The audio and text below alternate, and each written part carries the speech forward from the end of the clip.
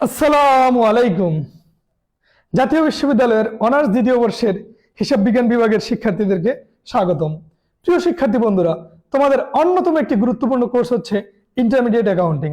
আর সেই intermediate accounting এর একটি গুরুত্বপূর্ণ টপিক হচ্ছে পার্টনারশিপ অ্যাকাউন্টস বা অংশীদারি কারবারের হিসাব।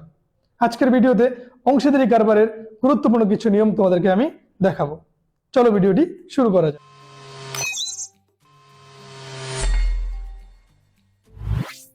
আসি আমরা গেইনিং রেশিও। গেইন রেশিও বের করার ফর্মুলাটি হচ্ছে new ratio minus old ratio. ধরেন এই কোন একটি প্রতিষ্ঠানের তিনজন পার্টনার ছিল, পি, কিউ এবং আর। তাদের ওল্ড রেশিও ছিল 4:3:2। এর মধ্যে থেকে কিউ প্রতিষ্ঠান থেকে চলে গেছে বা রিটায়ার করেছে, বর্তমানে রয়েছে পি এবং আর, এবং তাদের বর্তমান প্রফিট শেয়ারিং রেশিও হচ্ছে 5:3। তাহলে তাদের পূর্বের রেশিও ছিল 4 এবং 2 এবং বর্তমান তাদের রেশিও হচ্ছে 5:3। তাহলে তারা কতটুকু গেইন করলো সেটা এবার আমরা বের করে দেখাবো। প্রথমে আমরা পি এর গেইনটা দেখিয়ে নিই।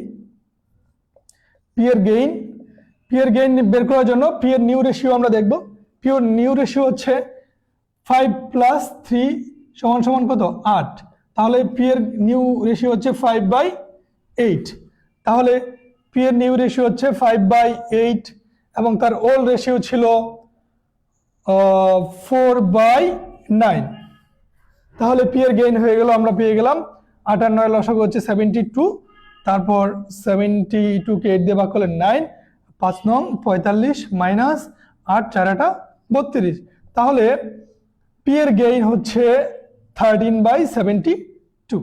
আশা করি পি এর গেইনটা তোমরা বুঝতে পেরেছো। এবার আমরা কিউ এর গেইন বের করব। আর এর গেইন বের করব। আর এর গেইন, তাহলে আর এর নিউ রেশিও হচ্ছে 3/8 আর তার ওল্ড রেশিও ছিল 2/9। তাহলে আমরা পেয়ে যাচ্ছি 72, 3 নং 27 মাইনাস 8 আর 2 গুণে 16। তাহলে পেয়ে যাচ্ছি 11/72। তাহলে আমরা দুইটা রেশিও পেয়ে গেলাম। পি এর গেইন রেশিও হচ্ছে 13/72 এবং আর এর গেইন রেশিও হচ্ছে 11/72। আশা করি তোমরা এভাবে পরীক্ষায় যদি গেইন রেশিও আসে করতে পারবে। আসসালামু আলাইকুম।